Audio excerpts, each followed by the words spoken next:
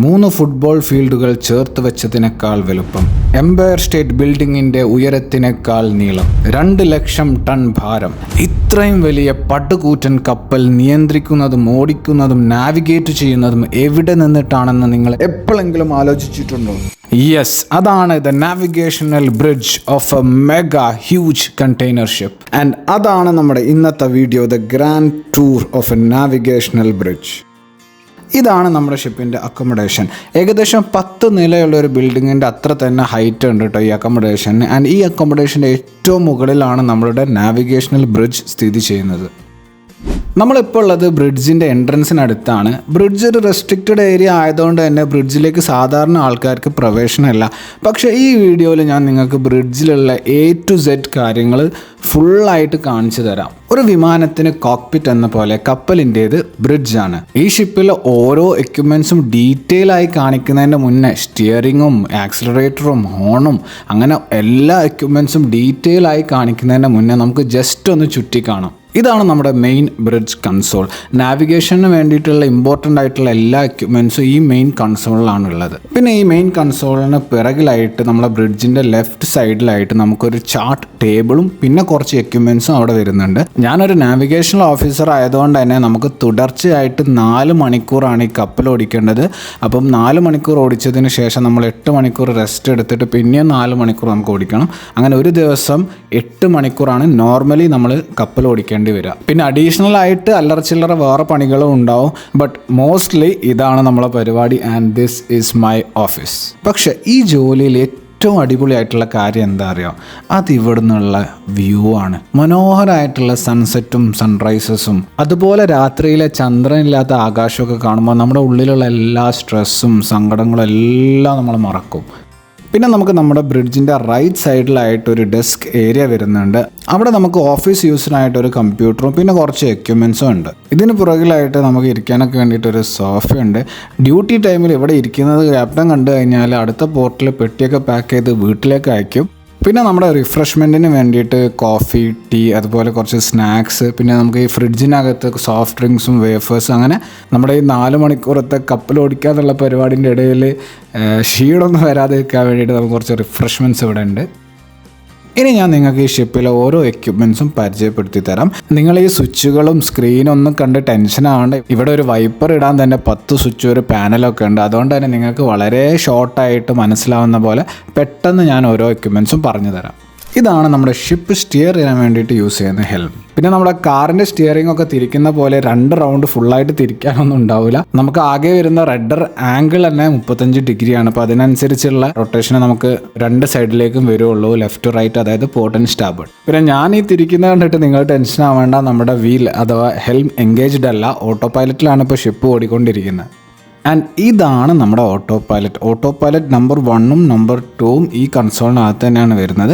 സെൻട്രലായിട്ട് നമുക്കൊരു കോമ്പസ് വരുന്നുണ്ട്, gyro compass വരുന്നുണ്ട്.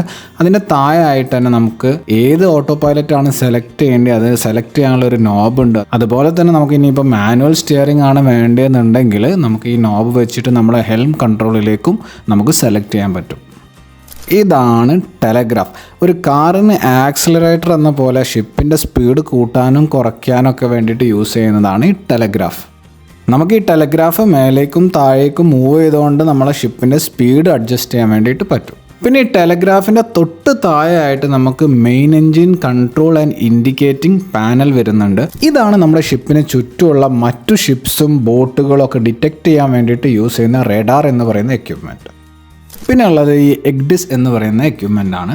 നമ്മൾ ഗൂഗിൾ മാപ്സ് ഒക്കെ യൂസ് ചെയ്ത് ഒരു റൂട്ടൊക്കെ സെലക്ട് ചെയ്തിട്ട് അത് ഫോളോ ചെയ്ത് നമ്മൾ ഡെസ്റ്റിനേഷൻ എത്തുന്നത് പോലെ സിമിലർ ആയിട്ടുള്ള ഒരു എക്യുപ്മെൻ്റ് ആണ് ഈ എഗ്ഡിസ്. അതുമാത്രമല്ല, എഗ്ഡിസിൽ നിന്ന് നമുക്ക് ഒരുപാട് ഇൻഫർമേഷൻസ്, ഡെപ്ത്, നാവിഗേഷണൽ ഹസാർഡ്സ് പോലുള്ള ഒരുപാട് ഇൻഫർമേഷൻസ് നമുക്ക് കിട്ടും. ഇതാണ് നമ്മുടെ ഷിപ്പിൻ്റെ വൈപ്പർ യൂസ് ചെയ്യാനുള്ള പാനൽ. ആൻഡ് ഇത് നമ്മുടെ ഷിപ്പിൻ്റെ ഹോൺ സെലക്ട് ചെയ്യാനുള്ള പാനലാണ്.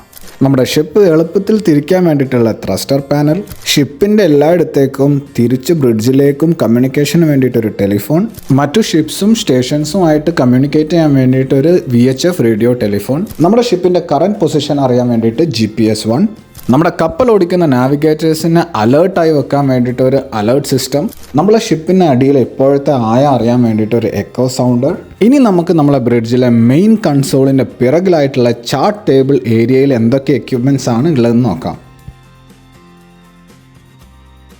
ഇപ്പോഴത്തെ അറ്റ്മോസ്ഫിയറിക് പ്രഷർ അറിയാൻ വേണ്ടിയിട്ട് ഒരു എക്യുപ്മെൻറ്റ്, ഷിപ്പിലുള്ള എല്ലാ ക്ലോക്കുകളും അഡ്ജസ്റ്റ് ചെയ്യാനും UTC and local time track and maintain ചെയ്യാനും വേണ്ടിയിട്ട് ഒരു മാസ്റ്റർ ക്ലോക്ക്, നമ്മളെ ഷിപ്പിൻ്റെ കറൻറ്റ് സ്പീഡ് അറിയാൻ വേണ്ടിയിട്ട് ഒരു speed log, weather coastal local വാർണിംഗ്സിനായി നാവ്ടെക്സ് റിസീവർ, GPS 1 നമുക്ക് പണി തന്നാൽ യൂസ് ചെയ്യാൻ വേണ്ടിയിട്ട് ബാക്കപ്പ് ആയിട്ടുള്ള GPS 2. ഇത്ര എക്യുപ്മെൻറ്റ്സ് ആണ് നമുക്ക് ചാർട്ട് ടേബിൾ ഏരിയയിൽ വരുന്നത്. ഇനി ചാർട്ട് ടേബിൾ ഏരിയയുടെ തൊട്ട് മുന്നിലായിട്ട് നമുക്കൊരു പാനൽ വരുന്നുണ്ട്. അവിടെ എന്തൊക്കെയാണ് ഉള്ളതെന്ന് നോക്കാം. നമ്മളെ ഷിപ്പിലെ പൈലറ്റ് ഡോറിൻ്റെ സ്റ്റാറ്റസ് അറിയാൻ വേണ്ടിയിട്ട് ഒരു ഇൻഡിക്കേഷൻ പാനൽ, നമ്മളെ ഷിപ്പിലെ ഡെക്ക് ലൈറ്റ്സ് എല്ലാം ഓണാക്കാൻ വേണ്ടിയിട്ടുള്ള ലൈറ്റ് പാനൽ, നമ്മളെ ഷിപ്പിലെ വാട്ടർ ടൈറ്റ് ഡോർസ് എല്ലാം ക്ലോസ്ഡ് ആണോ അല്ലയോ എന്നറിയാൻ വേണ്ടിയിട്ടുള്ള indication panel, smoke detection panel, fire detection panel, fire detection control unit. പിന്നെ നമ്മുടെ ഷിപ്പിലെ എലവേറ്ററിൽ ആരെങ്കിലും കുടുങ്ങി കഴിഞ്ഞാൽ നമ്മളെ ബ്രിഡ്ജിലുള്ള നാവിഗേറ്റർ അറിയിക്കാൻ വേണ്ടിയിട്ടുള്ള അലാം സിസ്റ്റം. പിന്നെ ഈ പാനലിന് മുകളിലായിട്ട് നമ്മുടെ ഷിപ്പ് ഓരോ രാജ്യത്ത് പോകുമ്പോഴും ഹോയിസ്റ്റ് ചെയ്യേണ്ട സിഗ്നൽ ഫ്ലാഗ്സും അതുപോലെ കൺട്രി ഫ്ലാഗ്സും സൂക്ഷിച്ചു വെച്ചിട്ടുണ്ട്. പിന്നെ നമുക്ക് ഡോക്യുമെന്റേഷനും അതുപോലെ റെഫറൻസ് ഒക്കെ ചെയ്യാൻ വേണ്ടിയിട്ടുള്ള ബുക്സ് ഒക്കെ വെക്കാൻ വേണ്ടിയിട്ട് ഒരു ഷെൽഫ് ഇവിടെ കൊടുത്തിട്ടുണ്ട്.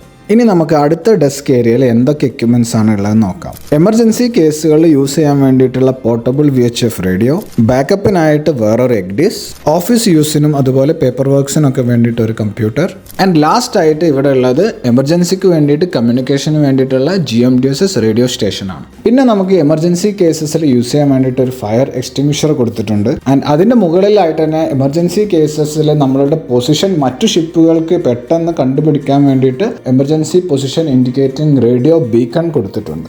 ഫയർ അലാം റൈസ് ചെയ്യാനുള്ള ബട്ടൺ, സിഗ്നലിങ്ങിന് വേണ്ടി യൂസ് ചെയ്യുന്ന സിഗ്നലിംഗ് ലാമ്പ്, എമർജൻസിയിൽ യൂസ് ചെയ്യാൻ വേണ്ടിയിട്ടുള്ള life jacket and immersion suits, celestial നാവിഗേഷന് വേണ്ടി യൂസ് ചെയ്യുന്ന സെക്സ്റ്റന്റ് എന്ന് പറയുന്ന എക്യുപ്മെൻറ്റ്, നമ്മുടെ ഷിപ്പിൻ്റെ signal lights and navigation lights control ചെയ്യുന്ന പാനൽ, നമ്മുടെ ഷിപ്പിൻ്റെ ഐഡൻറ്റിറ്റി എപ്പോഴും ട്രാൻസ്മിറ്റ് ചെയ്യുന്ന AIS, പിന്നെ one of the most important ആയിട്ടുള്ള ഒരു എക്യുപ്മെൻറ്റ് ബൈനോക്കുലേഴ്സ്, പിന്നെ നമ്മുടെ ഷിപ്പിലെ ക്രൂ ആയിട്ട് കമ്മ്യൂണിക്കേറ്റ് ചെയ്യാൻ വേണ്ടിയിട്ട് ഒരു വോക്കി ടോക്കി, പിന്നെയും കുറേ അലാം ഇൻഡിക്കേഷൻ പാനൽസ്, പിന്നെ തീപിടുത്തമൊക്കെ ഉണ്ടായിക്കഴിഞ്ഞാൽ നമുക്ക് യൂസ് ചെയ്യേണ്ട ഫയർ പമ്പിൻ്റെ കൺട്രോൾ ബട്ടൺസ്, പിന്നെ നമുക്ക് ഡിജിറ്റലായിട്ട് പമ്പ് സ്റ്റാർട്ട് ആൻഡ് സ്റ്റോപ്പ് ചെയ്യാനും അതുപോലെ വാൽവ്സ് ഓപ്പൺ ആൻഡ് ക്ലോസ് ചെയ്യാനും അതുപോലെ ഒരുപാട് കാര്യങ്ങൾ ചെയ്യാൻ പറ്റുന്ന ഒരു ലിൻസോ പാനൽ, പിന്നെ നമ്മളെ മെയിൻ കൺസോളിൻ്റെ മുകളിലായിട്ട് ഒരുപാട് ഇൻഡിക്കേറ്റേഴ്സ്. അപ്പോൾ ഇത്രയൊക്കെയാണ് നമ്മുടെ ബ്രിഡ്ജ് ടൂർ വീഡിയോ. അപ്പോൾ വീഡിയോ നിങ്ങൾക്ക് ഇഷ്ടമായെന്ന് വിചാരിക്കുന്നു. നിങ്ങൾക്ക് ഇഷ്ടമായിട്ട് നിങ്ങൾ തീർച്ചയായിട്ടും നിങ്ങൾ ലൈക്കും ഷെയറും സബ്സ്ക്രൈബൊക്കെ ചെയ്ത് സപ്പോർട്ട് ചെയ്യുക. See you in the next one. This is Marvin signing off.